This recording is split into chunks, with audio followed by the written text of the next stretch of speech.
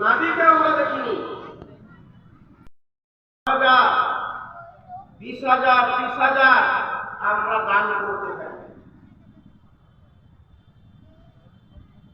আল্লাহ পাক বললেন, তাহলে যে মুমিন হবে সে ব্যক্তি মসজিদ তৈরি করবে, ওয়াকামাস সালাত, যারা সালাত আদায় করবে অর্থাৎ নামাজ পড়বে তারাই তো মসজিদ তৈরি করবে।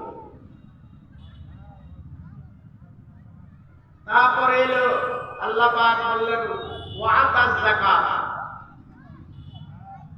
নামাজের পরে পরে যত জায়গাতে আল্লাহ পাক নামাজের কথা ঘোষণা করেছেন, সালাতের কথা ঘোষণা করেছেন, তত জায়গাতে যাকাতের কথা ঘোষণা আল্লাহ পাক করেছেন। আজকে আমরা এই জায়গাতে এই যে বিরাট ধর্মীয় জালসা